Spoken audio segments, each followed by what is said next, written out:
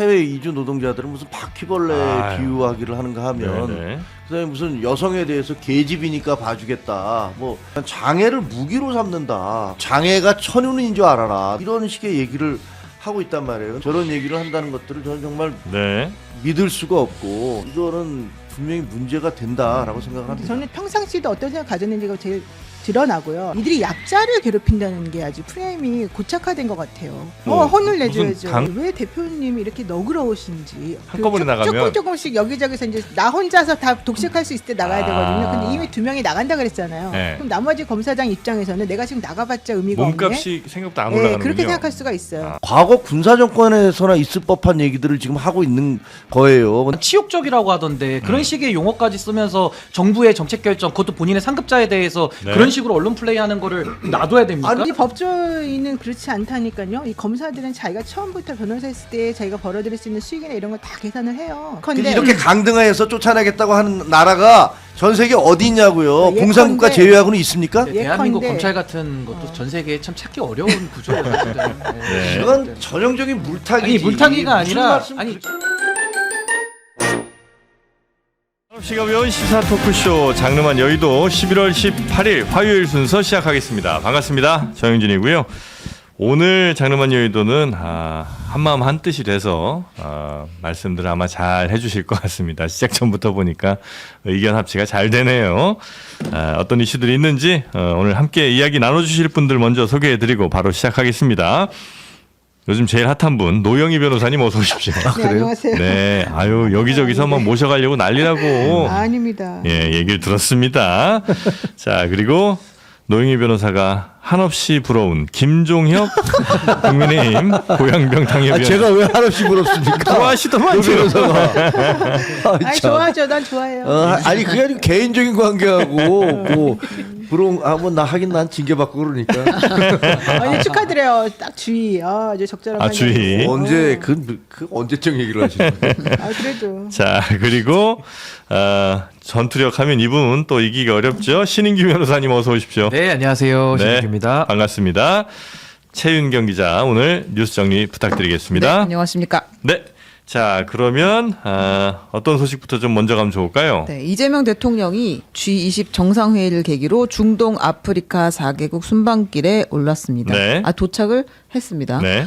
그래서 이제 아랍에미리트를 첫 국가로 갔는데요. 오늘 오후에 정상회담을 할 예정이고 거기서 인공지능과 방위산업 협력을 논의할 예정입니다. 네. 이재명 대통령이 탄 공군 1호기가 가는데 하늘 날고 있는데 그 옆에 이제 아랍에미리트 전투기들이 호위하면서 같이 갔어요. F-16과 미라주 전투기가 나왔다고 하는데 국빈 방문할 때 이제 이렇게 하는 경우들이 네. 종종 있죠. 극진한 대우 예, 뭐 이런 그 거 할 때. 예우를 하는- 근데 미라주 전투기는 언제적 미라주예요? 한참 저 프랑스 거죠 미라주가. 네, 옛날 전투기죠. 예. 근데 이제 우리 F-16 우리 건 아니겠군요. 미군 F-16 전투기가 있는 것 같고 미라주 전투기 같이 이제 출격을 해서 우리 공군 1호기를 이렇게 잘 인도를 했다. 네. 예. 그리고 대통령이 한 말이 재밌습니다. 뭐죠? 그러니까 우리나라도 아프리카, 유럽, 중동 등으로 이제 진출을 해야 되는데 중동에서는 아랍에미리트가 베이스 캠프 역할을 할 수 있다라는 이야기를 하면서 석유를 팔아서 아무런 걱정 없이 부를 쌓을 수 있는데도 이렇게 재생에너지와 원자력 등에 투자하는 위대한 나라다라고 이야기를 했습니다.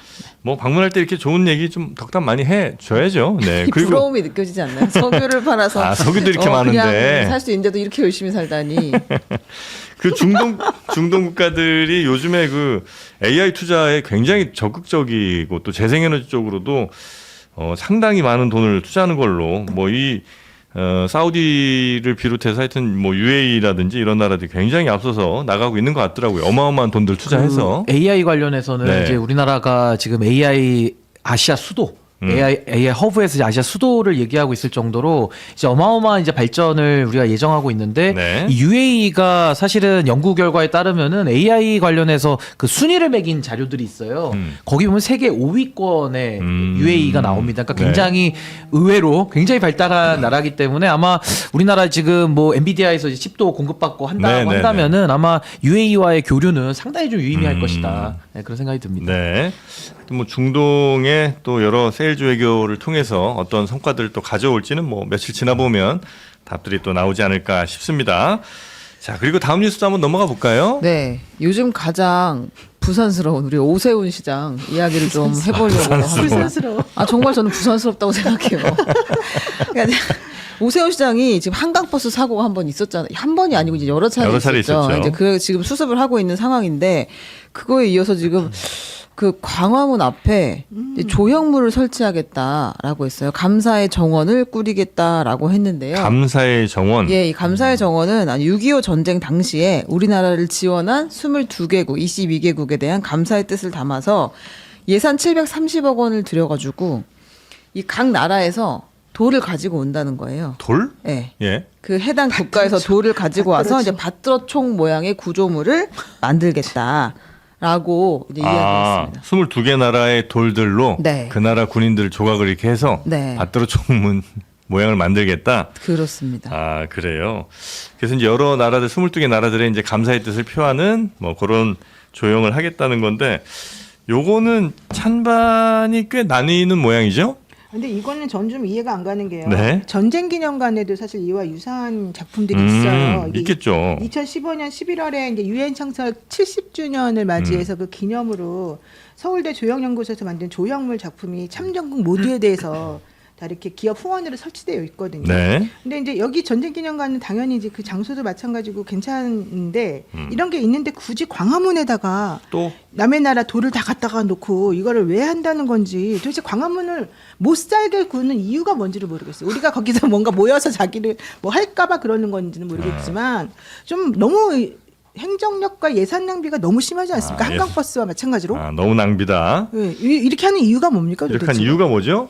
김종혁 최고위원님 혹시 아니 국민이잖아요. 예. 논란이 될 수 있겠다라는 생각은 들어요. 왜냐면 이제 네. 그게 우리가 6.25가 끝난 게 70여 년 전이잖아요. 그래요. 네. 근데 70여 년이 흐른 다음에 갑작스럽게 이걸 짓는다는 거는 이거 뭐지? 라는 생각이 들 수도 있고 네. 그다음에 이 지역이 아까 뭐 세종대왕도 있고 이순신 장군도 있는데 거기다가 밭들어 총이라는 모양새가 그러니까. 글쎄 그것도 논란이 좀 될 수 있겠다라는 생각이 들기도 하고 또 하나는 이제 과거에 이제 굉장히 높은 국기봉 같은 걸 만들어서 뭘 100m 태극기 한다고. 100m 태극기인가 뭐 이걸 하겠다고 했는데 네. 이게 뭐 선거를 앞두고 약간 좀 그런가 보여주기 위해서 하시는 건가라는 생각이 들어서 네. 이 논란의 여지가 있다라는 생각이 들어요. 근데 이거를 또 총리가 이렇게 쫓아다니면서 한강에 가서 쫓아가서 공격하고 광화문에 가서 쫓아가서 공격하고 하는 것도 종묘도 가고 종묘 가고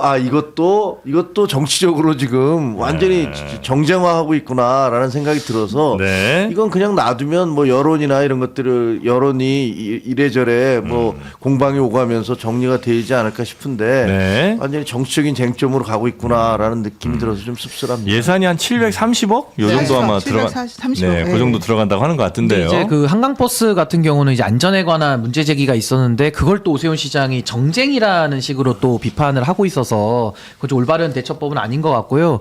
말씀하신 대로 조금 이렇게 좀 전시성 행정, 이미지, 이제 보여주기 이런 데에만 너무 골몰하다 보니까 오세훈 시정을 우리가 평가해 볼 때 그만큼 서울 시민들의 그 삶의 질이 얼마만큼 나아졌느냐 여기에 대해서는 아마 회의론자들이 훨씬 더 많다고 저는 생각을 합니다. 근데 이제 아쉬운 건 뭐냐면 저도 민주당에서 선거를 의식한 행보라고는 저는 보는데 오세훈이라고 하는 인물 경쟁력에 맞춰서 타겟을 해야지 이걸 정책을 하나하나 지금 좀 이렇게 반박하는 식으로 가가지고는 오세훈 시장이 짜놓은 프레임에 들어가는 거거든요. 그러니까 전 이건 좀 정무적인 판단이 좀 민주당에서 좀 해봐야 될 부분들 아니겠는가. 그러니까 이거 반대하고 저거 반대하고 저거 반대 이렇게 해서는 안 된다는 그러면 거고. 공격하는 쪽에서는 민주당이 찔러야 되는데 오 시장 방어를 하는 거니까 프레임이 훨씬 편안하고요. 논란도 뭐 한두 개여야죠 이게. 그러니까 그거 논란 정리하다 보면은 선거 임박할 것 같아서 저는 차라리 지금 시점에는 오세훈이라고 하는 이 정치인에 대한 개인 인물 경쟁력을 훨씬 더 공격하는 것이 더 바람직하지 않겠나. 근데 여기 저는 한 그거 가지만 반대예요. 약간 반대 완전 반론을 반대, 예, 완전 하나씩 반대예요. 들어보겠습니다. 네. 짧은 반론인데 짧은 반론. 그게 뭐냐면 네.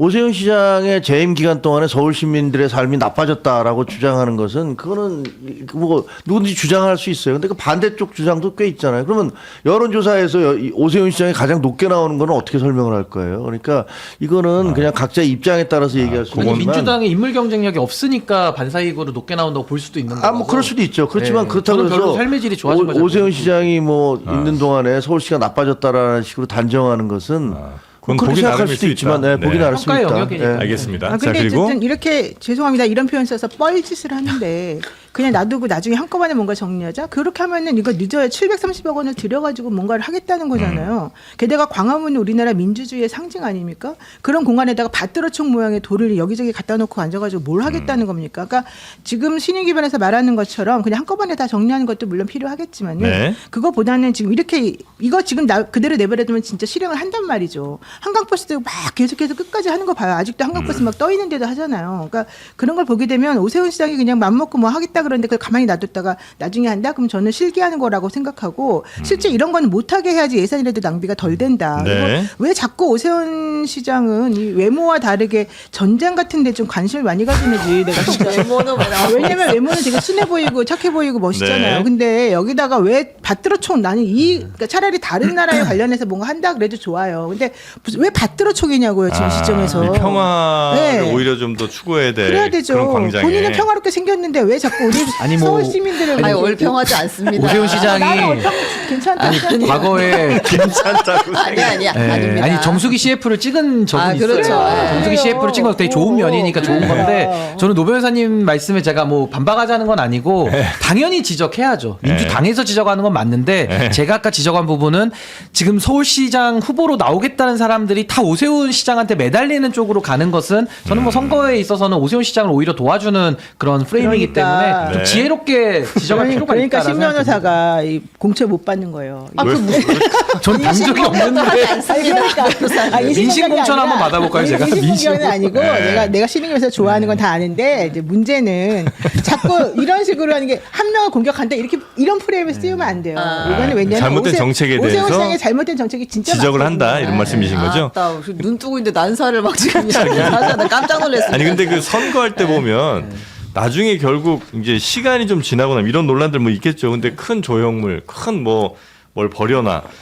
그러면 시간이 지나고 나면 결국은 저거 누가 했더라. 아 그래 이게 사람들이 또 익숙해지잖아요 거기에. 그러면 아 그래 저거 한 사람이 저 사람이지. 그것 때문에 이게, 지금 이러는 거지. 이게 많이 남는 것 같아요. 아니 꼭 그렇지도 않아요. 아닌가요? 왜냐하면 이명박 시장 때 청계천이라든가 네. 이런 건 사실 뭐 그게 어마어마하게 남죠. 네, 남잖아요. 그다음에 버스 전용제 같은 네. 게 남지만 예를 들면 세빛둥둥섬, 네. 그다음에 뭐 동대문 디자인 플라자 이거는 건물을 비교해보면 지어놨지만 다 망한 거죠. 그게 그렇게 크게 평가를 받고 있지는 못하잖아요. 그래요. 그리고 또 서울시청 건물도 그럼요.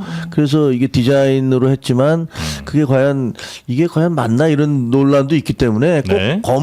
건축물을 짓는다 그래서 그게 그 사람의 업적으로 남는다. 그거는 그렇지는 않은 것 같아요. 그러니까 전적으로 저는 김종혁 네. 위원장의 말에 동의합니다. 네. 왜냐하면은 실제 버스 이 노선 같은 거 정리한 건 이명박 정부 때 잘한 그런 정책으로 평가가 되지 않습니까? 그리고 청계광장은 사실 저는 약간 반반의 의견이 있다고 봐요. 근데 저는 개인적으로 이제 돈이 얼마나 들어갔는지 잘 모르겠지만 돈 많이 들어가는 거 말고는 사실 또 청계천 그 광장 있음으로 해서 되게 사람들이 좋아하는 부분도 네, 있어요. 네, 네. 근데 그런 정책하고 예를 들면 이 오세훈 시장이 했던 서울시장으로서 하면서 돈 써가지고 결국에는 아무것도 남는 게 없는 이런 상황을 비교를 해보면 정말 그거는 저는 부적절한 거라고 봐요. 알겠습니다. 하여튼 일단 뭐 오세훈 평가 후보에 영역일 대한 테니까. 이야기는 좀 나온 것 같고 말씀하신 것처럼 이제 김민석 총리가 이에 대해서 또 이야기를 했어요. 뭐 세종과 이순신을 모신 공간에 이러는 게 그 석재 조형물 설치하고 밭들어총 설치하는 것에 대해 국민이 이해하실지 의문이다라는 이야기했고 서울시에서는 국민 의견을 수렴해서 사업을 추진하고 있다.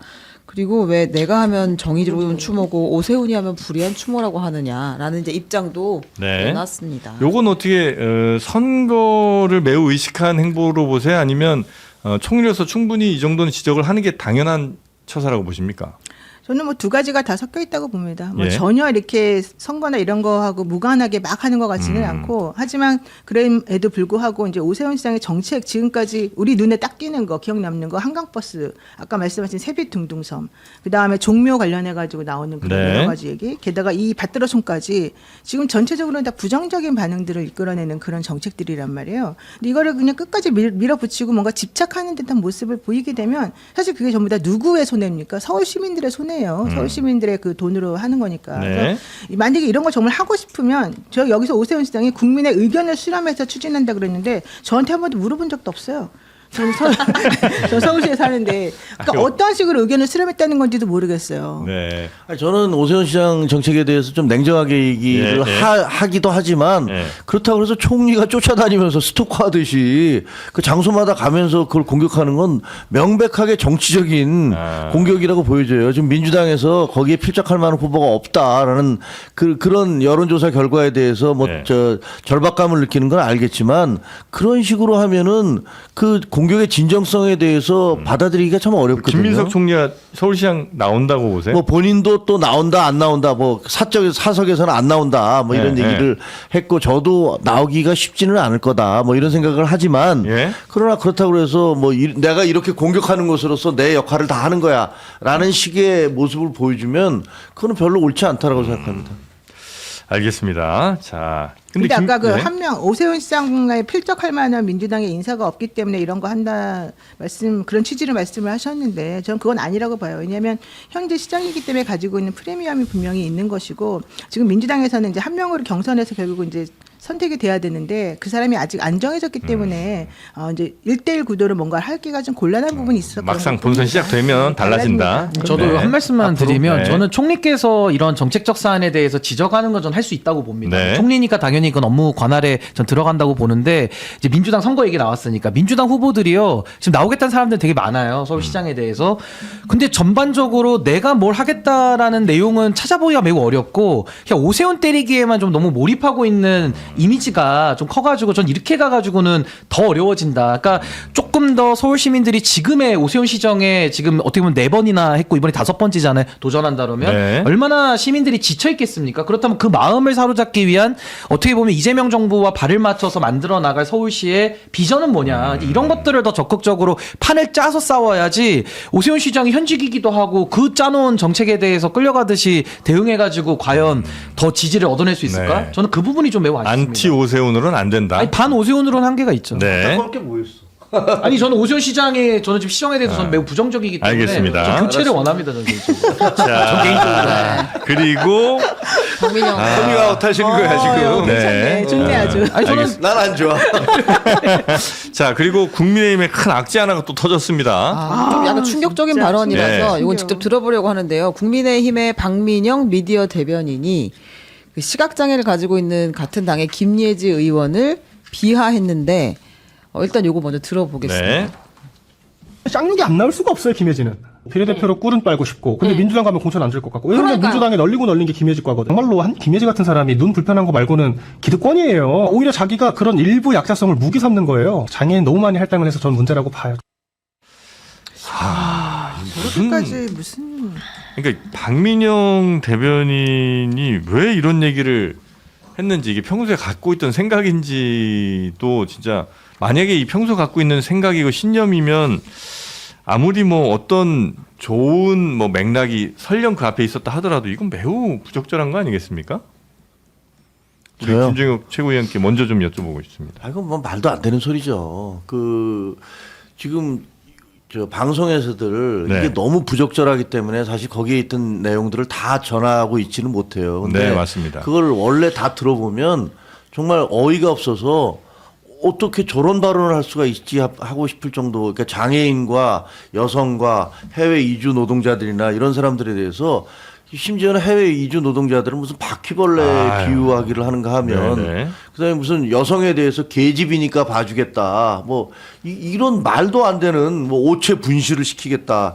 그리고 지금 그 박민영 대변인도 얘기하지만 장애를 무기로 삼는다. 그러면서 또 심지어는 장애가 천운인 줄 알아라. 너 장애인인 게 천운인 줄 알아라. 이런 식의 얘기를 하고 있단 말이에요. 근데 저기서 그 그게 막 감동란 TV 감동란 씨인가 막 그 진행자가 막 그 사람이 그렇게 했던 거 진행자가 그렇게 얘기를 네. 하면 옆에서 이제 말려야 옆에서 되는. 아 맞아요 뭐 이런 식이 아니라 아니 무슨 말씀 그렇게 하세요 그건 아니죠라고 얘기하는 게 그게 정상이잖아요. 네. 누군지 아마 그렇게 얘기할 겁니다. 둘이 서 있는데 여러 사람도 아니고 둘이 서 있는데 한 사람이 그런 인간에 대한 어떤 그런 존엄성을 훼손하는 발언들, 네. 그 여성에 대한 그리고 이주민들에 대해서 그런 발언을 한다면 아이 그건 아니죠. 그렇게 말씀하시면 안 되죠. 저는 거기 동의하지 않습니다.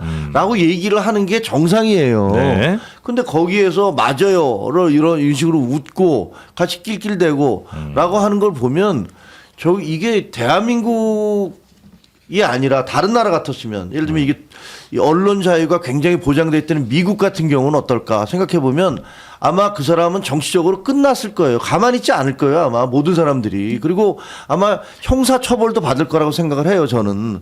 그런데 우리나라에서 공당의 대변인이 저런 더구나 이제 우리 당 대변인이시니까 저런 얘기를 한다는 것들을 저는 정말 네. 믿을 수가 없고 저 부분에 대해서는 글쎄 모르겠어요. 이제 당 윤리위원장이 지금 잘리셔갖고 어떻게 될지 모르겠지만 네. 이거는 분명히 문제가 된다라고 생각을 근데 합니다. 저는 두 가지가 정말 문제라고 보는데요. 뭐 저 유튜버야 그렇다고 치고 그런데 나가는 거 일단 신중하게 생각했어야 된다. 네. 두 번째 나갔는데 그 사람하고 동조해가지고 더 심한 말을 지금 국민의힘이 인증한 패널이거든요. 저분은 국민의힘에서 그때 인증 패널. 네, 네, 인증 네, 네. 패널로 이름을 다 올렸잖아요. 그 네. 중에 한 명이 저분이에요. 또 미디어 대변인이니까. 네, 게다가 이분이요. 네. 옛날에 일베 사용해가지고 일베어 같은 걸 아, 사용해가지고 논란이 한번 네네네. 됐을 때 뭐라고 변명했냐면 그거 내가 쓴 거 아니다. 내 동생이 쓴 거다. 아이디 공유한다. 네, 뭐 뭐 그런 식으로 얘기했죠. 변명했던 게 기억이 나는데 어쨌든 그런 식으로 이제 그 자기 책임을 좀 전가하는 이런 말을 했으니까 평상시에도 어떤 생각 가졌는지가 제일 드러나고요. 네. 또 하나는 이들이 약자를 괴롭힌다는 게 아주 프레임이 고착화된 것 같아요.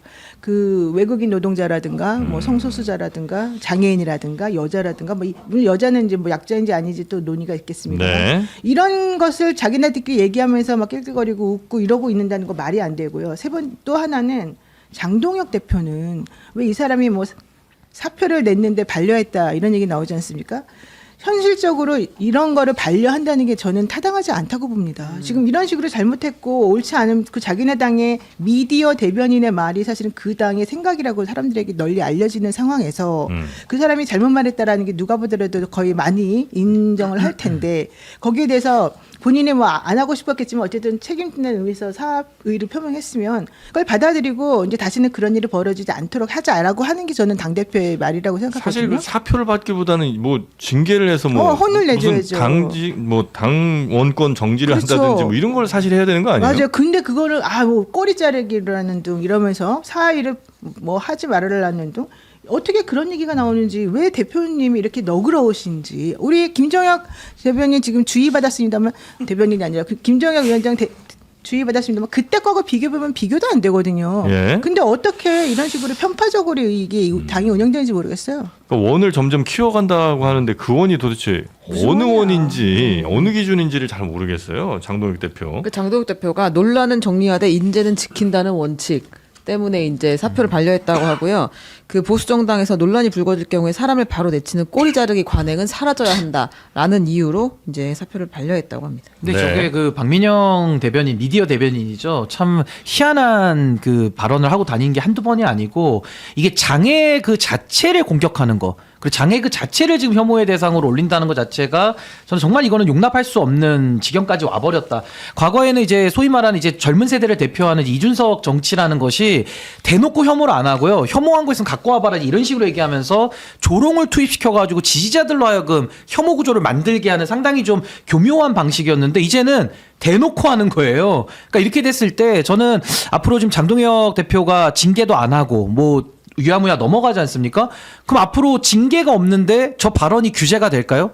그러니까 앞으로는 더한 일까지 우리가 봐야 될 이런 상황이 충분히 예상되기 때문에 너무나도 우려스럽고 저는 이 공론장을 오염시키는 행태에 대해서는 정말 우리 사회적으로 정말 고민을 좀 진지하게 네. 해야 될 때가 되지 않았나라는 생각이 듭니다. 근데 이게 저도 저 보수 정당에 있으니까 이 누워서 침 뱉기 같은 것이어서 말씀드리기가 좀 조심스럽긴 한데 이 보수의 그 덕목이라는 것은 사실은 관용, 따뜻함 뭐 이런 거거든요. 좀 이렇게 아버지 같은 느낌. 네. 혼날 때 혼내더라도 야 뭐 이렇게 감싸 안고 가는 그런 이미지인데 제가 보니까 이제 극우들이라는 분들 있잖아요. 이런 네. 분들의 특징이 뭐냐면 말과 행동이 폭력적이에요. 그래서 예를 들면 댓글 같은 걸 하는 거 보면 욕설이 아니면은 뭐 글이 안 돼 그냥 뭐 무슨 XX 해갖고 여기서 옮길 수 없는 정도의 단어들을 계속 써가면서 무슨 논리를 가지고 접근을 하거나 뭐 이게 어떻게 됐는데 어떻다 이런 게 아니라 그냥 뭐 개 X, CX 뭐 이래가면서 그냥 그 욕으로 다 점철을 한단 말이에요. 근데 감독난 TV에서 이렇게 지켜보면서 그 유사한 느낌이 들더라고요. 아니 어떻게 저렇게 사람들에 대해서 욕설을 퍼부을 수가 있지? 공개적으로 뭐 이런 생각이 들었는데 네. 이런 것들과 차단하지 않으면 이런 사람들과 차단하고 이런 사람들을 절연하지 않으면 그러면 보수에 대해서 어떻게 우리 중도층이 일반 유권자들이 지지할 마음을 수 줄 수 있나. 있겠습니까? 네. 그럼 뭐 지금 민주당이 여러 가지 문제점들을 보여주고 있고 이번에 항명 그 항소 포기에서도 보여주지만 문제가 많은데도 우리 지지도가 안 올라가고 있잖아요. 뭐 이렇게 행동하면 지지도 올라가겠습니까? 네. 그리고 이거 장동혁 대표의 이 발언 예를 들어 논란이 불거질 경우 바로 사람을 내치는 꼬리 자르기 관행이 사라져야 한다. 이게 약간 기시감이 좀 드는 게 예전에 윤석열 전 대통령이 거기 뭐 문제 생겼다고 장관 그만두게 하면 누가 맞아. 장관하고 문제 생겼다고 사령관 자르면 누가 지휘하겠냐 이런 얘기를 이제 했었잖아요. 그거랑 약간 좀 너무 억지로 연결시키는 건지는 몰라도 그 비슷한 사고 과정이 좀 있는 게 아닌가. 맞아요. 임성근 네. 그때 그랬었죠. 그때 그랬잖아요. 뭐 법으로 뭐 딱딱딱딱 해가지고 책임 물려야지 뭐 아무 때나 그만두라고 하면 되겠냐 뭐 이런 논리인데 이제 그런 식으로 사고하는 게 좀 법률가적인 마인드이기도 합니다. 그러니까 정치와 법률의 영역은 다른 건데 이 정치적 책임에 대한 이해가 전무한 거 아니냐. 그러니까 지금도 정무적인 판단이 정상적으로 작동한다면은 이런데 가지도 말았어야 되는 것이고 간 것이 발각이 돼서 이 정도 무리를 일으켰으면은 당의 정치 행위를 위해서라도 잘라내는 것이 당연한 건데. 네. 전 정치의 사망 상태를 그대로 저는 반영해주고 있는 거 아니냐 네. 생각이 듭니다. 네, 그 김예지 의원은 이제 박민영 대변인에 대한 법적 조치에 나섰습니다. 일단 뭐 단순한 개인에 대한 공격을 넘어서 결코 용납되어서는 안 될 차별과 혐오의 언어가 공적으로 소비된 사안이다. 특정 개인의 문제가 아니라 정치가 지켜야 할 기본적 인권 감수성과 민주주의의 원칙을 훼손하는 일이라고 판단했다라고 하면서 고소를 한다고 했고요. 그 박민영 대변인은 처음에는 무지성 혐오몰이다라고 반박하다가 다음에는 이제 일부 과격한 표현을 사과한다. 다만 장애인 혐오라는 비판에는 법적 조치하겠다 이렇게 밝혔다고 합니다. 네. 아니 근데 저희가 좀 그게 답답한 법적 조치할 거가 거는 있나? 아니 이렇게 이런 식으로 계속 나오면은 그게 굉장히 중요한 시점에서 계속 구멍을 내는 거잖아요. 예를 들면 우리가 국정감사를 해서 막 그 네. 기세를 올리고 있을 때 갑작스럽게 윤석열 전 대통령을 면회를 가서 분위기를 확 그 다운시키는가를 하면 그 다음에 그 막 그 항소 포기에 대해서 시위하는데 그 시위 현장에서 우리가 황교안이다 그래갖고 또 분위기를 확 뒤집어 놓고. 그다음에 지금 이 여세가 지금 여러 가지로 지금 민주당이 궁지에 몰려 있는 게 사실인데 그 와중에 박민영 대변인의 저 발언 그리고 그것을 감싸는 듯한 태도 이런 걸 보임으로써 또 이렇게 확 덮어버리는 재를 뿌리는 듯한 그러니까 굉장히 우리 당이 상승하려고 하면 재 뿌리고 또 좀 올라가려고 하면 물 뿌리고 또 좀 잘 되려고 하면 뒷다리 잡아당기고 이런 행태가 계속 이어지고 있는 거예요. 그러니까 이거 그냥 지켜보기에 도대체 왜 저러지? 왜 정무적 판단을 저렇게 하지? 라는 그런 아쉬움, 안타까움 그런 게 있어요. 장동혁 대표 당적 한번 잘 찾아보세요. 뭔 소리예요? 국민의힘 우리 당 대표입니다. 국민의힘 아닐 수도 있어요. 자, 그러면은 우리가 황교안이다 그랬으니까 그쪽 당하고 같은 걸 자 수도 있어요. 다음 뉴스 한번 가보겠습니다. 진보의 오야붕설이 생각나네요. 네. 그 민주당의 정청래 대표 이야기로 가보려고 하는데요. 정청래 대표가 최근 초선을 상대로 한 강연에서 여론 파악을 하려면 여권에서 영향력이 큰 김어준 씨의 딴지일보 게시판을 잘 살펴봐야 한다. 이게 바로 바로미터다라고 이야기했거든요. 들어보겠습니다. 딴지일보에 뭐 게시판에 글 쓴다고 그러는데 저는 10년 동안 1,500번 썼습니다. 평균 이틀에 한 번꼴 우리 민주당 지지 성향으로 봤을 때 딴지일보가 가장 바로미터입니다. 거기에 흐름이 가장 민심을 보는 하나의 척도가 될 수 있는 거예요. 저기 이제 누구를 상대로 한 강연이라고요? 초선 의원들? 네, 초선 의원을 네. 상대로 한 강연이었어요. 그 민심의 흐름을 보는 척도가 될 수 있다라고 이야기하면서 제가 10년 동안 1,500번 평균 이틀에 한 번 글을 썼다라고도 이야기를 했고. 딴지 게시판에? 네. 네. 대중 정치인이라면 SNS를 끼고 살아야 한다. 악플도 다 읽어야 한다. 대중의 이슈를 대중의 언어로 말하다 보면 반드시 안티가 양산될 수밖에 없는데 위대한 정치인은 안티를 활용해서 대통령이 되더라. 이런 이야기도 했습니다. 그러니까 이제 초선 의원들 어떻게 국민들의 마음을 얻는지 네. 이제 당 대표로서 이게 좀 가르쳐주는 그런 강연이군요. 그렇습니다. 근데 네. 되게 새길 말들이 있어요. 예를 들면 나를 비판한 그 종편 채널을 거론하면서 저 까는 거 재밌게 본다. 봐야 한다. 이렇게 이야기도 했다고 합니다. 네. 자, 그래서 요게 이제 조금 논란이 된다는 거는 그 민심을 어떻게 파악하느냐에 있어서 뭐 특정 뭐 언론 혹은 뭐 특정 게시판을 이제 너무 집중적으로 본다 이런 정도의 논란인가요? 뭐 그렇게 봐야 되나? 아니면 뭐또 다른 뭐 논란 지점이 좀 있습니까?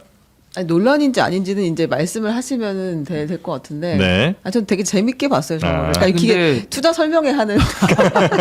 아니 근데 그 커뮤니티라는 곳이 다양한 의견이 있고 또 커뮤니티마다도 성격들이 다 제각각들이기 때문에 예. 사실 민심을 더 파악하는 하나의 통로로 쓰는 거야 너무 좋은 일이죠 사실은. 근데 문제가 뭐냐면 특정 커뮤니티에 너무 의존을 해서 정치를 하게 되면 사실 그동안에 우리가 그 에펜코리아라는 이준석 의원을 팸통령이라고 부르는 이런 일들까지 나오지 않았습니까? 그러니까 특정 커뮤니티와 함께 간다. 그 커뮤니티의 여론에 따라서 정치적 의사 결정까지도 좌우된다라고 한다면은 이거 굉장히 심각한 문제로 볼 수 있는 거거든요. 그러니까 참고를 하는 건 뭐 괜찮은데 그 다르죠. 그러니까 참고하는 여론을 수렴하는 통로로 쓰는 거는 커뮤니티뿐만 아니라 뭐 어디 노인정도 가고 학교도 가고 어디든 가는 정치인의 하나의 업무인데 그게 아니라 특정 커뮤니티의 여론을 의존해서 가는 것은 아예 차원이 다른 문제이기 때문에 저는 정청래 대표가 저 말씀을 한 거에 대해서 저는 좀 해명은 필요하다. 그러니까 글을 쓰고 그냥 의사소통의 개념인 건지 저걸 민심의 척도라고 이야기를 해버리면 네. 지금 민주당의 대표기 때문에 사실은 민주당 자체가 좀 이렇게 오해를 받을 수도 있는 이런 상황이거든요. 그러니까 저는 저런 식의 말씀은 좀 조심해야 되는 것이고 네. 저는 좀 신중치 못했다. 저도 같은 생각인데요. 사실 정청래 대표는 그냥 일반 국회의원 한 명으로서 얘기를 한 게 아니라 당 대표 아니겠습니까? 근데 당 대표가 이제 특정 커뮤니티에서만 이렇게 나오는 그런 뭐 언론, 네 이런 언론적인 그런 걸 우리 뭐 민심의 척도로 봐야 된다. 이거는 저는 부적절하다고 봐요. 사실 딴지일보가 정말로 뭐 맞는 말을 많이 하기도 하겠지만은 그게 정말 민심의 척도라고 딱 이코를 해서 할 수는 없는 거거든요. 그리고 저런 식으로 하게 되면 오해를 받아요. 괜히 당 대표의 행동이나 이런 게 너무 가볍게 네. 그들이 어떤 걸 그 보면서 어떤 식으로 정치하는구나라고 하는 걸 알게 되고 오히려 이상하게 그쪽하고 유착 관계가 있는 것처럼 보일 수도 있거든요. 저는 그렇게 하는 것이 결코 도움이 되지 않을 뿐더러 네. 저 말도 뭐 어떤 거는 맞고 어떤 건 틀리고 이제 이런 식으로 좀 진행이 될 수 있어서 저거는 신중하지 못한 발언이었다 생각합니다. 네. 그두 당의 대표가 아주 잘못된 시그널을 계속 그 발휘하는 거 바라는 것 같아요. 예를 들면 역설적으로 국민의힘 장동혁 대표가 전환길 방송이야말로 우리의 가장 바로미터입니다. 그리고 나는 전환길 방송에 계속 뭐 글을 쓰고 예를 들면 거기 나갈 겁니다. 그러니까 그걸 기준으로 해서 판단하세요라고 하면 민주당이나 혹은 다른 중도에 있는 분들 뭐라고 하시겠습니까? 그거 굉장히 맞는 얘기하네. 이렇게 얘기하시겠습니까? 근데 마찬가지 아닙니까? 지금 정청래 대표 딴지일보 김어준 씨의 딴지일보가 무슨 가장 바로미터니까 여기에 내가 무슨 뭐 1,500번이나 썼으니까 너희들도 거기다 많이 쓰고 거기 들어와라 뭐 이런 얘기 아닙니까? 아니, 정상적이라면 당 대표가 우리는 중도의 민심, 우리를 반대하는 사람들까지 다 껴안아야 되니까 그런 부분에 있어서 여러분 뭐 우리끼리는 어떻게 하더라도 이런 사람들 다 껴안으려고 노력해야 됩니다 라고 얘기하는 게 정상이에요. 근데 네. 이분은 지금 한쪽 극단으로 가. 우리끼리 커뮤니티에서 우리끼리 떠드는 거가 옳다. 그러니까 글로 가자라고 이제 몰고 가는 거잖아요. 양당의 당 대표가 모두가 다 지금 각자의 지지자들 그것 중에서 가장 강성인 분들만을 보면서 정치를 하는 것 같고 그러다 보니까 판이 이렇게 점점 악화되는 게 아닌가라는 네. 생각이 들어요. 그러니까 저는 과거에 윤석열 전 대통령 시절을 우리가 떠올려 보면 정말 좀 끔찍하지 않습니까? 그러니까 본인이 맞다고 여기는 유튜브만 보고 자기가 원하는 의견만을 의지하다 보니까 완전히 이거는 나라가 산으로 가버린 건데 그 수준은 아니더라도 뭐 각각의 커뮤니티에 저는 긍정적인 효과를 전 인정하는 차원에 있습니다만은 정치인이 그 특정 여론만을 대변하면서 그걸 대표로 착각할 수가 있어요. 근데 국회의원은 국민 전체의 대표자거든요. 그럼 전체를 대표해서 정치를 하면서 본인의 소신과 철학이 녹아드는 건데 그게 아니라 그 대변하는 데에만 오로지 치우쳐서 하겠다라는 것은 그것도 당 대표라고 한다면은 전 더더욱 그렇게 해서는 안 된다. 우리 신인기 변호사께서는 어떤 커뮤니티 한 번씩 들어가 보세요. 저는 커뮤니티는 잘 안 하고요. 아, 잘안 하세요? 그리고 제 얘기가 올라가면은 이제 그런 부분들을 주변 검색. 사람들이 이렇게 뭐 알려줘. 링크해서 보내주는데 아, 그래요? 그냥 저는 한번 보고 그것도 하나의 통로니까 네네네네. 제가 뭐 찾아보진 않더라도 보내주시는 것들은 보기는 봐요. 근데 저는 그거보다는 정치라는 거는 올바른 거를 위해서 네. 해야 되는 거 아니냐라는 생각이 듭니다. 예. 우리 노영희 변호사는 어느 커뮤니티에서 제일 언급이 많이 됩니까? 이게 커뮤니티별로 또 그게 좀 다른 그건 모양이더라고요. 모르는데 저는. 아, 안 보시고 잘. 저는 아. 잘 못 들어가요. 그런데 들어가지고. 들어가는 방법 근데 언급은 많이 되실 텐데. 네, 언급 많이 되실 잘 텐데. 모르고 네. 별로 뭐 관심이 들어가는데 없고. 별 방법이 있는 것 같지 않고 검색을 하면 되긴 됩니다. 네. 아 검색해서 들어가는 거예요? 아니 저도 사실은 유튜브를 하면서 처음 그 세계를 알아가지고 아직 잘 모릅니다. 근데 아유. 거기 들어가 보면은 약간 편향되고 좀 근거 없는 말들 많은 것 같아서. 뭐 있겠죠. 그러니까 순기능과 역기능이 다 별로 공존하기 뭐. 때문에 그러니까 좋은 용도로 쓰면 좋은 거죠 사실은. 근데 거기에 너무 의존하면서 정치인들이 매여가는 부분에 대해서는 좀 국민들이 우려를 네. 많이 가지고 계시다. 그냥 노영희 TV를 보세요. 아, 여러분. 알겠습니다. 김종혁 최고위원께서 혹시 뭐 커뮤니티를 아파트 커뮤니티를 알고 계신 건 아니죠?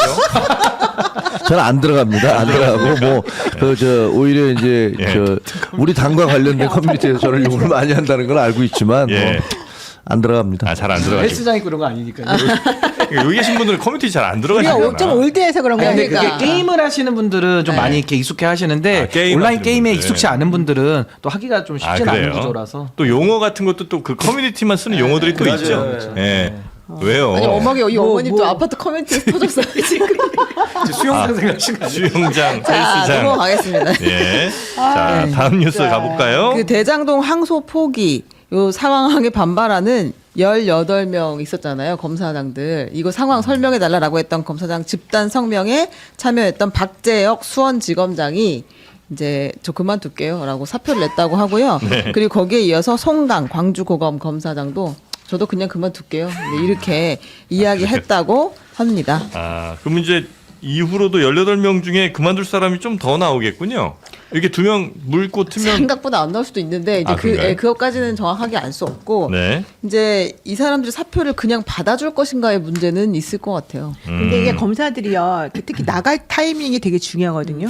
그 부장검사든 뭐 검사장 출신이든 간에 네. 본인이 나가가지고 그 동네에 있는 그 형사사건이나 이런 그 검찰 단계에 오기 전까지 사건을 수임을 다 해가지고 영향력을 행사해야 되는데 이 검사장도 나가 저 검사장도 나가 여기도 나가 이러면은 사실은 아. 타이밍 좋아하지 않아요. 아, 줄 서서 천천히 예, 나가줘야 예. 되는데 그러니까 한꺼번에 나가면 조금씩 여기저기서 이제 나 혼자서 다 독식할 수 있을 때 나가야 되거든요. 근데 이미 2명이 나간다 그랬잖아요. 네. 그럼 나머지 검사장 입장에서는 내가 지금 나가봤자 의미가 없네. 몸값이 생각보다 안 올라가는군요. 그렇게 생각할 수가 있어요. 그러니까 아. 부장검사들쯤 되면요, 항상 언제 옷을 벗을까를 계속 고민하면서 대형 로펌하고 이렇게 서로가 다 미리 조율을 좀 해놔요. 그래서 네네네. 각각의 대형 로펌별로 자기랑 친한 사람들이 있어가지고 여기서 끌고 가고 저기서 끌고 가고 그러면 조건이 뭐고 이거 다 맞춰보거든요. 그래서 지금 2명 나가는데 앞으로 줄줄이 살펴할 것이다. 이러면 서로 다들 우리 전부 다 서로가 죽겠다는 거다. 서로 싫어하네. 그런 건 싫어해요. 좀. 아, 그래요. 그럼 2달에 한 번씩 이렇게 그만두시겠구나. 아니 근데 이 두 사람은 제가 그러니까 이건 뭐 취재를 한 대목은 아니지만 나쁘지 않다고 느끼는 게 원래 퇴직 검사가 자기가 있던 그 권역에서는 사건 수임이 안 돼요. 3년인가요? 개업지 지금? 제한. 네, 개업 바로 할 수 없는데 여기 지금 광주하고 수원이잖아요. 만약에 그냥 나갈 수만 있다면 이 서울 중앙으로 서울에서 오는 할수 있어요. 데는 전혀 문제가 없기 때문에 아주 나쁘지는 않다. 뭐 이렇게 말하는 게 적절하지 않겠지만 왜? 아니, 이 사람들의 타임을 네, 무슨 뭐 그렇게 보려는 건 마치 무슨 아닙니다만. 변호사 개업하기 네. 위해서 타이밍을 뭐 보고 있다라든가 뭐 그 수임지 제한 규정을 피하기 위해서 한다든가 그거 진짜 현실이에요. 아, 근데 다들 그렇게 하기 다 그렇게 때문에 하고 그 있어요. 수임지 제한 조항도 그래서 나온 2009년에 거죠. 개정이 된 겁니다. 하도 그걸 고려를 많이 지금 이 해가지고. 논란과 관련해서 너무 그 뭐랄까 논점 이탈이라는 느낌이 요즘 이탈이 아니라 들고요. 진실을 말하는 거 우리가. 그러니까 이 사람들이 어떤 사퇴를 하게 된 그 배경은 어쨌든 무슨 뭐 평검사로 전보를 시키겠다 뭐 이런 식의 위협을 하고 있는 거 아니에요. 근데 뭐 사실 그렇다고 해서 별 의미는 별로 없다고 생각을 해요. 네. 기자들도 뭐 사실 편집국장 빼고 다 같은 기자예요. 뭐 다를 게 무슨 거기 직위가 있어요? 별거 없습니다. 근데 이건 그냥 개인의 명예에 해당하는 내용인데 네. 저는 국기문란 뭐 이런 얘기 하시더라고요. 이거 1980년대 이후에 처음 들어보는 것 같아요. 옛날에 뭐 우리가 화염병 던지고 돌 던지고 할 때 무슨 뭐 군사정권 때 국기문란 이런 얘기는 들어봤어도 이게 무슨 민주화된 이후에 무슨 국기문란을 해서 얘들을 다 뭐 그 강등을 해버리겠다라는 얘기는 과거 군사정권에서나 있을 법한 얘기들을 지금 하고 있는 거예요. 근데 그걸 주장하시는 분들이 다 옛날에 과거에 이제 운동권들이었다 그런 분들이 많았다는 걸 생각하면 네. 야 도대체 당신들이 그 외쳤던 자유민주주의의 모습이 이런 거야? 라고 그렇게 반박하지 않을 수 없어요. 그리고 그거는 이제 잘못된 반박이에요. 진짜 왜요? 너무 올드하시다. 왜냐하면 이 법조인은 그렇지 않다니까요. 이 검사들은 자기가 처음부터 변호사 했을 때 자기가 벌어들일 수 있는 수익이나 이런 걸 다 계산을 해요. 아니, 그러니까 전 세계에서 예컨대 이렇게 강등해서 쫓아내겠다고 하는 나라가 전 세계 어디 있냐고요. 예컨대- 공산국가 제외하고는 있습니까? 네, 대한민국 예컨대- 검찰 같은 것도 전 세계에 참 찾기 어려운 구조예요. 네. 이건 전형적인 물타기지. 아니, 물타기가 무슨 아니라- 말씀 아니, 그렇게 저도 해요. 말씀드려보면 아니, 어떤 물타기가 특정 아니라- 직군에 있는 사람들을 그런 식으로 매도하고 악마화하는 게 맞아요? 아니 악마화를 하는 게 이거는 아니라 이 악마가 사건만 아니에요. 보고 얘기를 네네네. 해야죠. 저는 전체 검사를 악마라고 얘기한 적이 없으니까 악마화했다라는 얘기로 또 저를 악마화하지 말아주셨으면 좋겠고요. 네. 무엇보다 저는 지금 이 박재혁, 송강 이 검사장들 있지 않습니까? 네. 사실은 노만석 대행하고 정진우 검사장하고 비슷해요. 제가 볼 때 그 자리에 있었으면 똑같이 했을 가능성이 매우 높습니다. 그러니까 본인들이 검찰이 행사한 권한, 불행사한 권한에 대해서 본인들이 항명하면서 막 소리 지른 거 아닙니까? 그게 왜 저는 항명이에요? 아니 그러니까 항명에 대해서도 반박하실 줄 알고 제가 논리를 분석해 드리면 네. 항명이라는 거는 우리가 정치적 수사로 지금 쓰는 거고요. 네. 정치적 수사로. 아. 정확하게 말하면 집단 행동입니다. 네, 집단 네. 행동이 국가공무원법의 처벌로 대상으로 나와 있어요. 그럼 거기에 대해서 형사처벌을 물을지 아니면 징계를 할지 아니면 인사조치를 할지 그거 권한이 있는 사람이 또 행사를 하는 겁니다. 근데 이거를 또 항명이라 그랬다니까 이 명령 없었다면 이거는 완전히 말장난을 하는 거고 정치적 수사로 이해하기 쉽게 항명이다 표현하는 거고 네. 그게 만약에 좀 거슬리시거나 듣기가 거북하시면 집단 행동. 행동이에요. 똑같습니다 본질은. 그러면 공무원 쉽게 노조의 항명이라 부르는 공무원들의 거고. 집단 행동과 교사 노조의 집단 행동에 대해서 언제 민주당에서 그렇게 이거 집단 행동이니까 항명이라고 얘기를 하신 적이 있습니까? 민주당에서 한 게 아니라요. 교육 노조들 있잖아요. 그 사람 교사들이요. 정치적인 행동 했다가요. 다 처벌받습니다. 민주당이 어떻게 보느냐가 중요한 게 아니라 우리 법질서가 공무원들에게 예외 없이 엄정하게 적용되느냐 혹시 그 이걸 물어봐야 집단 되는 행동의 거예요. 아니. 집단 행동의 기준은 어떻게 되나요? 그러니까 예를 들어서 뭐 다 같이 모여서 뭐 저 체육대회 한다고 이런 건 집단 행동 아닐 그러니까 거 아니에요? 이 말씀에 덧붙여서 정치적 목적을 아니 보는 거예요. 검찰총장에게 이게 과정과 내용이 어떻게 된 겁니까? 어떤 법적 근거에서 한 건지 이거에 대해서 설명을 해 주십시오라고 얘기한 게 그게 잘못된 아니 겁니까? 그러면서 그 정유미 검사장은 치욕적이라고 하던데 그런 식의 용어까지 쓰면서 정부의 정책 결정 그것도 본인의 상급자에 대해서 네. 그런 식으로 언론 플레이하는 거를 놔둬야 됩니까? 아니 그게 무슨 언론 플레이예요? 아니, 언론에 그거- 다 나왔어요. 지금 어떻게 그게 합니까? 언론에 안 나왔으면 제가 치욕적이라고 개인적으로 얘기하는 아는 것은 사이가 검사로서 그렇게 느낄 수 있는 거죠. 예를 아니 들면- 그러면 예를 들면 편집국장이 뭔가 잘못된 결정을 내서 아주 써야 될 기사를 다 엿바꿔 먹었다. 그러면 기자들이 우리 기자로서 굉장히 치욕적입니다. 김종혁 국장님 의원님. 이거 밝혀주세요라고 아니, 위원님, 얘기하는 게 그건 항명입니까? 통상적인 얘기를 하시는 거고 검사들은 그분들은 공무원이 올해 아니 아니잖아요. 제가 말씀드릴게요. 올해만 해도 정권에 따라서 입장을 내는 게 순서가 바뀌어 있지 않습니까? 정당하게 사실은 네. 윤석열 내란 속에 풀어줄 때 그때는 아무 얘기도 안 하다가 지금에 와서 치욕이니 뭐니 집단 행동을 하는 것은 사안을 다르게 보는 것도 문제고 네. 정권에 따라서 다르게 움직이는 게 선택적- 정치적인 거예요. 선택적 네. 행동하는 거기에 거예요. 대한 지금 책임을 묻고 있는 그러면 겁니다, 역설적으로 국민들이. 그때 당시에 검사들에 대해서 니들 왜 가만히 있어라고 얘기를 했었잖아요. 그렇게 요구를 했었잖아요. 그렇죠. 당연히 반발해야 되는데 안 지금 했죠. 반발하고 있잖아요. 다르죠. 그러면 그때는 내란 수계가 집권했을 때의 결정을 하는 거에 대해서 반발을 하는 것이고 지금은 이재명 정부가 불법적인 정부입니까? 합법적으로 선출된 정권 아닙니까? 아니, 근데 그거는- 거기에 대해서 지휘 체계를 받아들이지 않는 아니 사람은 윤석열 전 전쟁 같은 거 어떻게 대통령은 비교합니까? 윤석열 전 대통령은 법률에 그 저 선거에서 당선된 대통령이 아니에요. 아니 내란 일으킨 이후의 결정을 아니 말하고 그거는 있잖아요. 그 결정에 대해서는 그 윤석열이 합법적이면은 내란 일으켜도 합법입니까? 논란이 있을 수 있고 그러니까 그 부분에 구속 대해서 취소에 대해서 말씀해 주시는 구속 건가요? 취소에 대해서 구속 취소 얘기하는 얘기하는 거죠. 거죠. 구속 취소에 사안에 따라서 다르게 왜 움직이는 게 항명하지 정치라는 거죠. 않았느냐라고 이제 그때 비난이 좀 많이 있었죠. 네, 근데 이제 지금 상황에서 왜 항명하느냐고 뭐라고 하면 어떻게 하냐는 실제 아마 이건 말씀이신 항명이 것 같아요. 아니고 네. 제가 보기에는 집단 이거는 행동. 네, 집단 아니 이건 완전 뭡니까 설명해 주세요라고 네. 얘기하는 것은 누구라도 그렇게 생각할 수 있어요. 그러면 많은 국민들이 거기에 대해서 의구심을 품고 있고 갤럽 여론조사에서 네. 또 이거 이상하다라고 다들 얘기하고 있습니다. 네. 누구든지 그렇게 얘기하면 검사장들이 요구할 수 모여서 있는 한 거죠. 18명 정도가 집단 같이 설명을 했잖아요. 이거 설명해 주십시오라고 요구하는 거 그거는 집단 행동이라고 봐도 돼요, 안 돼요? 집단 행동이라고 할 수 있죠. 그거는 집단 행동이에요. 네, 집단 행동인데 네. 그 집단 행동이 예를 들어서 뭐 부당한 집단 행동이라는 생각이 들지 않아요. 이거는 여기서 무슨 명령을 거부하거나 뭐 하라고 그랬는데 하지 않은 게 아니잖아요. 상식적인 집단 행동이다. 그러니까 이것들에 대해서 네. 이거 밝혀주십시오라고 얘기를 하면 네. 그것이 잘못됐다면 아니 도대체 대한민국 사회에서 언론을 어떻게 우리가 자유로운 언론이라고 얘기할 수가 있어요. 근데 그 아니 기준으로- 검사들은 얘기할 권한이 없어요. 그 기준으로 얘기하시면 네. 재작년인가요? 경찰국 했을 때 징계당한 경찰들이나 교육 공무원들, 검사들처럼 저렇게 고위직들이 목소리 낸 것도 아니에요. 근데도 다 처벌받았어요. 그러니까 뭐에 대해서요? 아니 이 사람들은 집단 행동에 대해서죠. 아니, 그러니까 국가공무원법에는 정치인은 집단 행동할 수가 없게 돼 있고 네. 특히나 정치적 중립 의무에 대해서는 고도로 묻고 있거든요, 책임을. 근데 거기에 대해서 지금 우리가 검사들에 대해서 묻는 책임은 네. 이번 사안에 대해서 상급자들의 결정에 대해서 집단으로 일어난 것도 문제고 또 하나는 과거의 결정, 그러니까 편향된 식으로 행동하는 부분까지 두 가지가 다 문제이기 때문에 네. 전 이걸 가지고서 괜찮다라고 얘기하는 것은 그 법률 해석을 너무 좀 검사들에게 특혜적으로 하는 거 아니냐. 질문 하나 라는 드려볼게요. 생각이 지금 듭니다. 말씀하시는 게 이제 국가공무원법 66조 이거예요? 공무원은 아마 그럴 노동운동이나 겁니다. 그밖에 공무외의 일을 공무외에, 위한 예. 집단 행위를 해서는 안 된다. 공무 관련해서는 집단 행위를 해도 된다는 이야기인 건가요? 자기 업무가 아니잖아요, 이 부분에 대해서는. 그러니까 그러면 그 항의한 똑같은 검사들이. 질문 드려볼게요. 만약 그때 공소 취소가 아니라 구속 취소가 되었을 때 18명의 검사장들이 똑같이 이거 설명해달라라고 했다면 그거는 집단 행동이에요? 그러니까 아니에요? 그게요, 말씀하신 대로 행위만을 딱 놓고 보면은 의문이 들 수가 있어요. 네. 근데 말씀하신 대로 앞에 행위는, 그러니까 앞에 구속 취소 인용 결정에 간 네. 행위는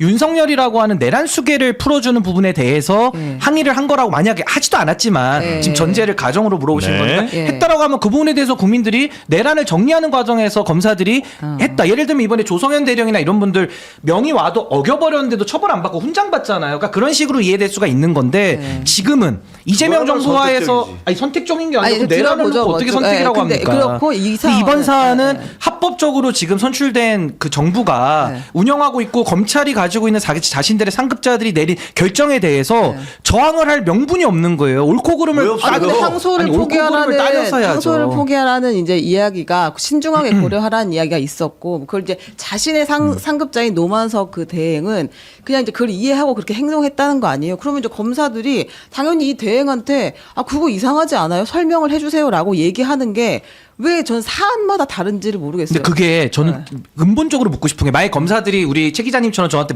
묻는다고 한다면 네. 저는 검사한테 물어볼 것 같아요. 그게 왜 궁금하냐고. 그러니까 자기 일도 아닌데 그 부분에 대해서 지금 사회 전체적인 여론을 형성하기 위한 목적이라는 거 우리가 다 알잖아요. 아니, 그럼 구속 취소도 자기 일이 아니잖아요. 담당자만 자기 아니 근데 제 뭐 말은 따지면. 그때 당시에 구속 취소에 대한 결정과 네. 지금 이 항소 포기가 동일 선상에 놓고 이게- 비교가 안 되는 걸 아니, 비교하는 이게 거죠. 사안마다 다르다고 자, 하면. 예, 노영희 변호사님. 약간 좀 애매한 부분이 있지만은 실제 구속 취소는 원래 그 동안의 법규나 이런 거를 다 적용해가지고 해봤을 때는 그 구속 취소를 그런 식으로 하는 건 옳지 않아요. 네, 옳지 않죠. 그게 틀리기 때문에 과거에 예나 그 동안에 본인들이 해왔던 그 규칙이나 이런 걸 안 맞으니까 당연히 물어볼 수가 있는 네, 거고. 항소 취소는 네, 물어봐야 되는 것이고. 이번에 항소 포기는. 이번에 네. 항소 포기는 네. 원래 검찰이 항소를 하는 그 기준이 있어요. 네. 원칙적으로는 3분의 1 이상으로, 그러니까 이하로 선고가 됐을 때 하라고 되어 있고, 근데 현실적으로는 2분의 1 이하로 이제 이게 나오면 사실은 해요. 그래서 자기네들이 봤을 때 이게 정말로 잘못된 판결이고 자기네들이 얘기했던 것보다 훨씬 더 너무너무 안 좋게 나왔는데 이런 행동을 했다. 네. 그러면은 이제 과거 예와 자기들이 그동안에 해왔던 항소의 기준이라는 거에 맞춰가지고 좀 안 맞으니까 물어볼 수가 있는 네. 건데 네. 바로 그렇겠죠. 이번이 바로 네. 그랬다는 거예요. 이번에 네. 항소 포기는 네. 어떤 사람은 예를 들면 우리 김정혁 의원도 위원장도 지난번에 말했던 것 같아요. 그 구형보다 더 많이 선고가 된 사람도 있지만 더 안 선고된 사람도 있다. 그랬었잖아요.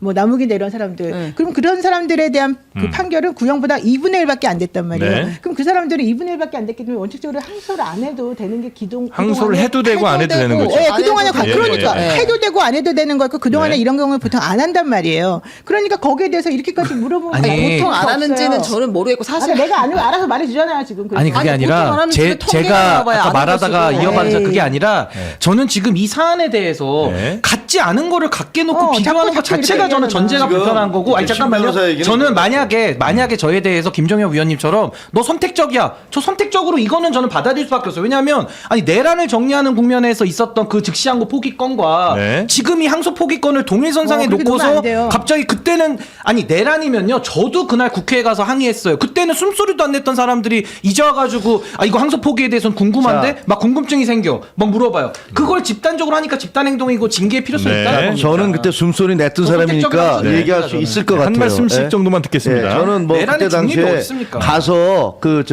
계속 싸워왔고 그게 옳지 않다고 얘기를 했었고 그다음 네. 구속 취소도 이게 합리적으로 이해 안 된다라고 얘기했으니까 뭐 얘기할 수 있겠죠. 그럼 그때 그 그러면. 검사들도 잘못이 있는 거 아니에요? 있죠. 그러니까 그런 예를 사람들이 들면 지금 저는 와서 무슨 자격으로 항소 포기에 대해서 의견을 냅니까? 검찰총장이 하지 않은 것들에 대해서 저는 비판을 했었고, 근데 검찰총장이 뭐 이러이러한 이유로 안 했습니다라고 검사들한테 얘기를 했다고 하더라고요. 네. 그러나 그것은 저는 뭐 합당한 그것이 아니라고 생각을 해요. 그럼 얘기하신 대로 그 행위에 대해서 만약에 검사들이 그거 좀 이상합니다. 왜 이렇게 하셨습니까? 라고 얘기하면 이것도 집단행동이고 항명이냐? 라는 거잖아요. 그거랑 요거랑 다르다는 게 신인규 그러니까 변호사님. 다르다는 게 계속 설명을 네, 여기서 지금 얘기하는 게 그거잖아요. 그건 내란이다라고 얘기하는 거 아니에요. 내란이라는 것은 근데 명백히 얘기하면 불법적인 비상계엄인 것은 분명해요. 네. 그러나 이제 이것을 놓고 지금 재판을 하고 있어요.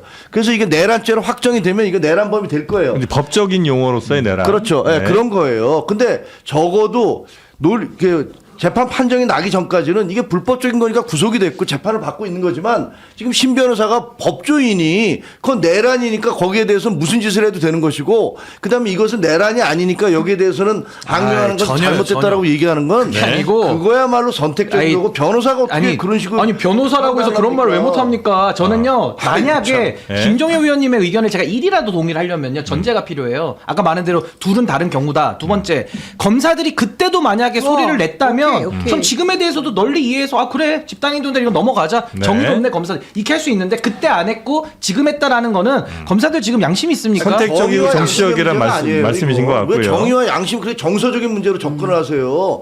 아니 뭐 그때 당시에 하라고 계속 주장했던 게 민주당 아니에요? 왜 검사들 가만히 있어? 니들 항명해. 거기에 대해서 문제 제기해.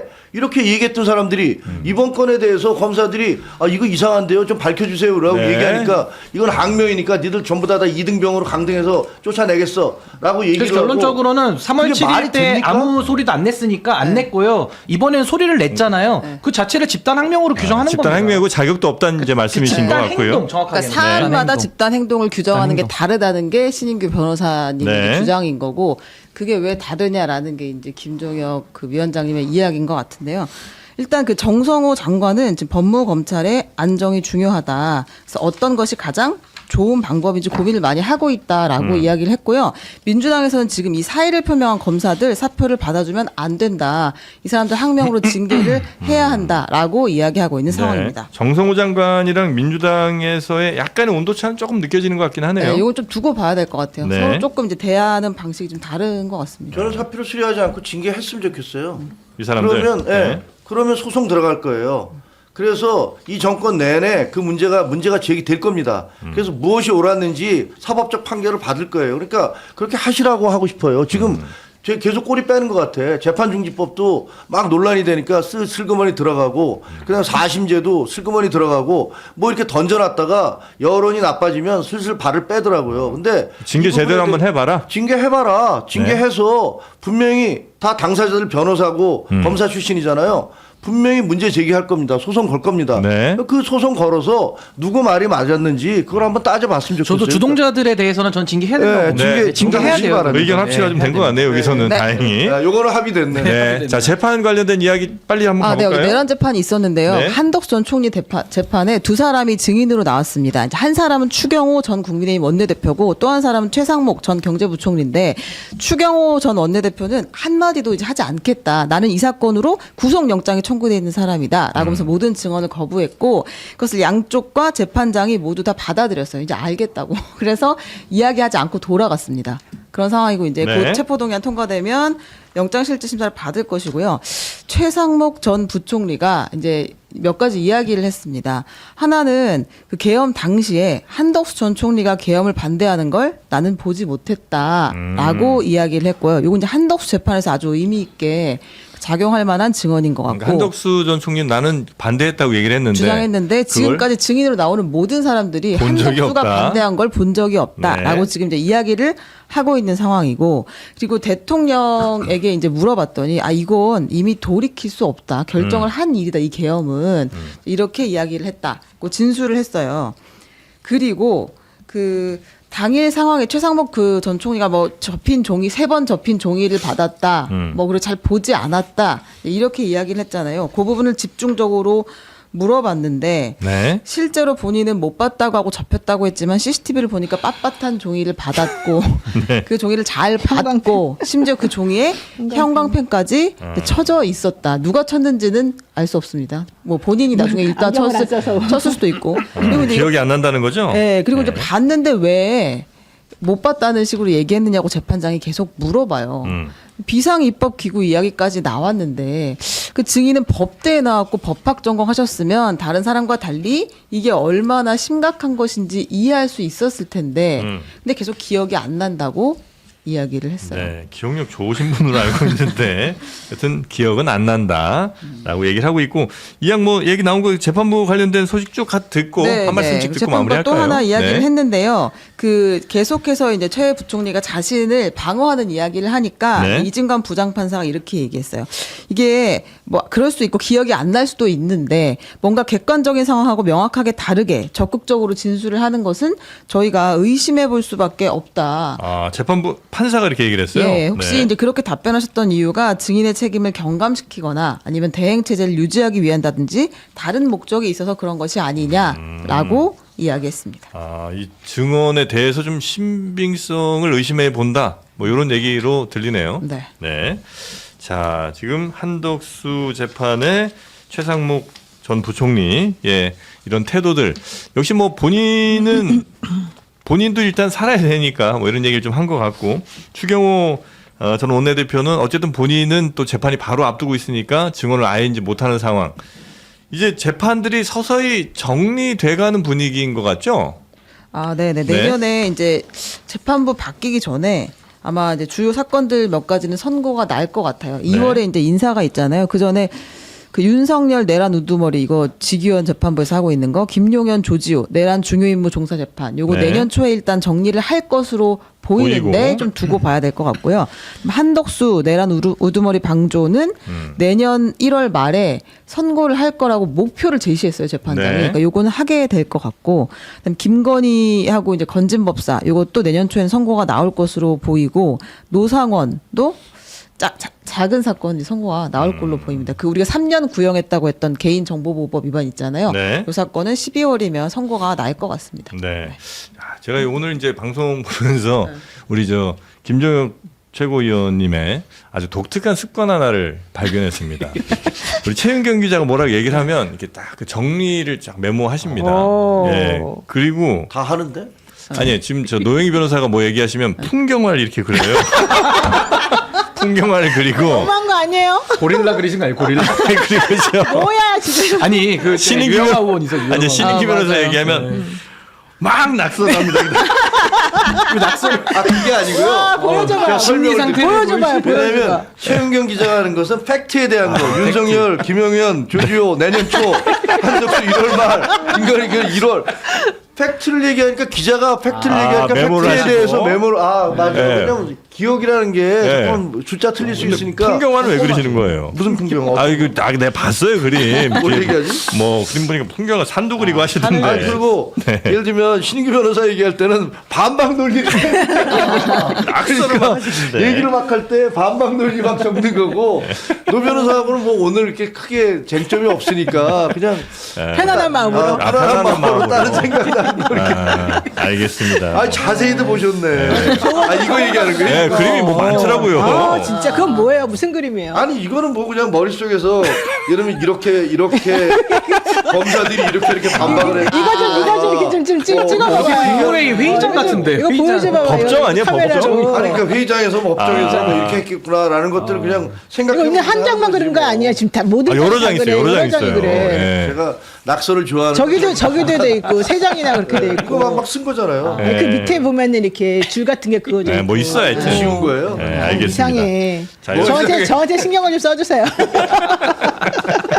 자, 아주 눈도 밝으셔. 아니, 선글라스 지금 페이크입니다. 선글라스 일부러 얼굴 다 봐. 선글라스 끼고 일부러 우리 모르는 데서 네. 막 보나봐. 몰래 봅니다. 제가 이렇게 눈이 안 좋은 상황에서 잘 볼 수 있는 거 다 흑염소 덕분입니다. 네. 근데 우리 최상목 전 총리는 모른다 그러니 참 안타깝네요. 네. 그분도 잘 잘 이 볼 흑염소 좀 텐데. 드시면 아마 많이 기억이 새록새록 나실 거예요. 요즘 날씨가 많이 추워져 갖고 이때 필요한 게 우리의 또 면역력 아니겠습니까? 맞습니다. 이 면역력 키우는 데는 흑염소는 감기에 걸리지 않습니다. 네, 아, 그래서 진짜 안 걸려요, 동물들은? 흑염소 기침하는 거 못 보셨잖아요. 흑염소 몸살 났다는 얘기 못 들어보셨잖아요. 네. 흑염소 안 돼봐서 모르겠네. 네, 그래서 흑염소 진액 한 포면 면역 건강 관리 또 충분히 가능하고 하루에 한 500원 꼴이면 된다고 하니까 요 정도 투자는 우리 몸에 해 주셔야죠. 자, 여러분 앞에 있는 요 투명한 플라스틱 컵에 있는 게 바로 흑염소 진액이고요. 요게 농협 흑염소 진액입니다. 농협에서 만든 100% 국내산 인증 자연 방목 흑염소. 여기에 6년근 홍삼까지 아낌없이 넣었습니다. 그래서 기름기나 누린 맛은 전혀 나지 않고요. 진한 영양만 그대로 담아 놨습니다. 121분 4박스에 76,900원. 121분 4박스 76,900원. 하루 500원 꼴. 배송 메시지에 장르만 여의도라고 남겨주시면 저희가 추가 11분을 더 발송해 드립니다. 요 선착순 이벤트니까 빨리 받아가신 분들이 승자라고 보면 되겠습니다. 자, 우리 세 분 오늘 너무 고생 많으셨습니다. 아, 힘드네. 힘들어. 네, 젊은 사람하고 싸우기 힘들어. 다음엔 저희가 형광펜 준비해 드릴 테니까 화려하게 그려주시고. 지금 칼라 펜 주세요. 색색이로. 알겠습니다. 세 분 너무나 감사하고요. 다음 주에 뵙겠습니다. 고맙습니다. 네, 감사합니다.